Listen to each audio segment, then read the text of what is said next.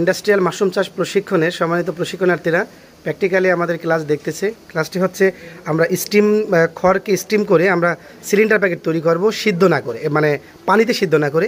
এই পদ্ধতিটি বর্তমানে খুবই জনপ্রিয়। এক বস্তা খড় আমাদের এখানে 4 কেজি মতো এক বস্তা খড়, এটা খুবই গুরুত্বপূর্ণ হয় যে 100-তে 100 মানতে পারে। আমাদের দেশে বেশিরভাগ মানুষ ফেলার পায়, তারা এই সায়েন্সটাকে শতভাগ মানে না, মানে হয়তো কেউ 90% মানে, কেউ 95% মানে, কিন্তু এখানে নিয়মটা হচ্ছে আপনাকে 100% মানতে হবে, 99% মানলে হবে না। ক্লিয়ার? কারণ মাশরুম একটা সূক্ষ্ম জিনিস। যেমন আমি এক্সাম্পল শুরু বলতে পারি যে আপনার ফোনে 99 পয়সা আছে, কিন্তু কল ঢুকবে 1 টাকা। এখন মাননীয় প্রধানমন্ত্রী যদি চেষ্টাটা করে 99 পয়সায় কল ঢুকানোর জন্য, তাহলে কি কল ঢুকবে? এটা তো সর্বোচ্চ ক্ষমতা রয়েছে, ঢুকবে। আবার এই পৃথিবীর সর্বোচ্চ ফকির যে গরিব মানুষ, সে যদি চেষ্টা করে যে আমি তো গরিব মানুষ, আমার জন্য হয়তো 99 পয়সা ঢুকবে, আসলে তো ঢুকবে। এটা একটা সফটওয়্যার, এটা সায়েন্টিফিক ওয়েতে চলতেছে, তাই না? এই সফটওয়্যারটা একটা সায়েন্টিফিক ওয়েতে চলতেছে না? ঠিক মাশরুমটাও সেম একটা সায়েন্টিফিক ওয়েতেই চলতেছে। তাহলে এই সায়েন্সটাকে আপনাকে কত ভাগ মানতে হবে? 100 ভাগ, 100 ভাগ। আমাদের দেশে যারা মাশরুমে বেশিরভাগই ফেলে হয়, এটা মানে, কিন্তু 100 ভাগ মানে না। পানিতেই দেখ, এটাকে পানিতে এই যে ভিজালাম, ভিজালাম, দেখছেন? আবার দেখেন এতটুকু সময় জাস্ট, আবার এইটাকে এই পাশে ঠিক 30 সেকেন্ড থেকে 40 সেকেন্ড সর্বোচ্চ, বেশি দেয়।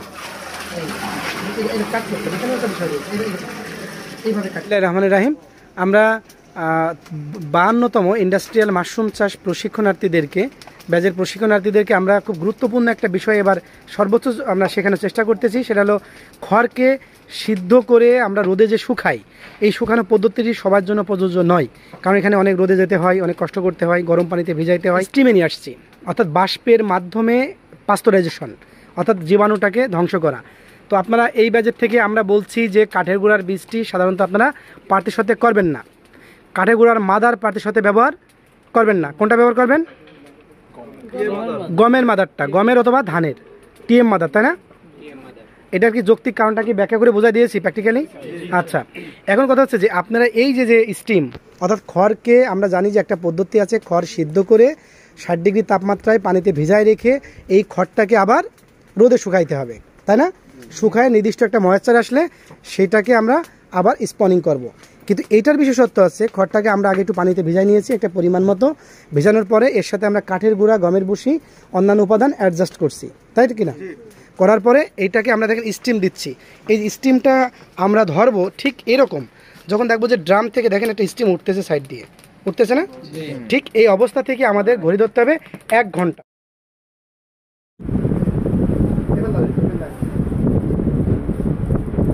গরম না? হ্যাঁ,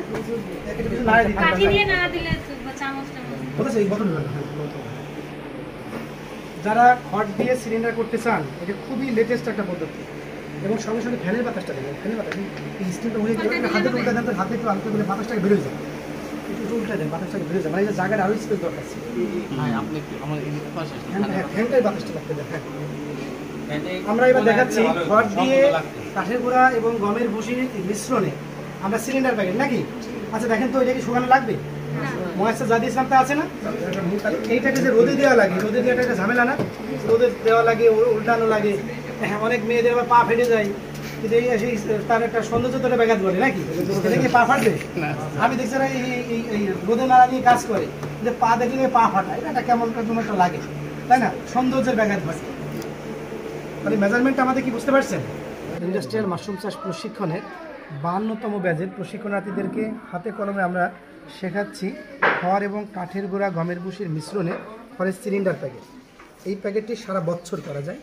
আর এই পদ্ধতিটা হচ্ছে আমরা খড়টাকে পানিতে না সিদ্ধ করে স্টিমের মাধ্যমে পাস্তুরাইজেশন করে এই খড়টাকে আমরা জীবাণুমুক্ত করছি, এবং জীবাণুমুক্ত করার পরে আমরা এখানে 3 ধরনের আমরা ম্যাটেরিয়ালস রাখছি, যেটার সাথে দিব।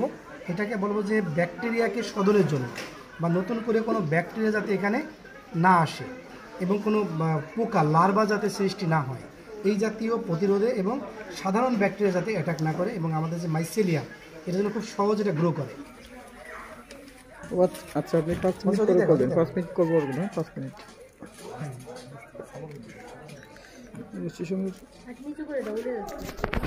একটু নিচে করে দেন। হ্যাঁ, দেখছেন, এটা একটা দিলাম, এই একটা জিনিস ভিটামিন চলে গেল, এবার আরেকটা ভিটামিন দিচ্ছি। টিএম মাদার দিয়ে তৈরি হচ্ছে সিলিন্ডার। এটা গমের টিএম মাদার। এটা কি গম দিয়ে তৈরি, তাই না? গম দিয়ে এই যে সিলিন্ডার তৈরি হচ্ছে, এই গমের মাদার, তাই না? তাহলে আপনারা কি মাদার ব্যবহার করবেন? টিএম মাদার, গমের টিএম মাদার, ঠিক আছে? কারণ এটা সব থেকে বেস্ট। আপনার হাতে দেখতেছি এটা কি মাদার? গদের টিএম মাদার, মানে টিস্যু মাদার। টিএমটি সংক্ষিপ্ত বলা হয়েছে টিএম। টিএম মানে টিস্যু মাদার। হ্যাঁ, খুব সুন্দর হয়েছে না মাইসিলিয়ামটা? এবং এই যে দেখেন কি সুন্দর মাইসিলিয়াম হয়েছে, এখানে অসাধারণ মাইসিলিয়াম হয়েছে গমের। আমাদের এই যে পুরাতন ব্যাচের একজন স্টুডেন্টকে দেখতেছি। আচ্ছা, এটা কেমন হয়েছে? ওরা ওরা ওরা কালচার মাইসিলিয়ামটা বেশি হয়ে গেছে। এই দেখেন, এই যে দেখেন মাইসিলিয়ামটা কত সুন্দর। কাঠের গুঁড়ার মাদার, আর এর নিউট্রিশনটা সব থেকে বেশি। ঠিক আছে, এই যে দেখেন কি সুন্দর, তাই না? মাইসিলিয়াম হয়েছে। এটা কি মাদার? অনেক সুন্দর হয়েছে। এটা গমের মাদার, গমের টিএম মাদার। তাহলে আমরা ব্যবহার করলে কি করব? গমের টিএম নাই ধানের টিএম। যদি টিএম মাদার না থাকে, সাধারণত এগুলো নিয়ে করতে পারবেন স্পন দিয়ে, কিন্তু অতটা ভালো হবে না। কথা বুঝছেন তো? ঠিক আছে, ধন্যবাদ সবাইকে।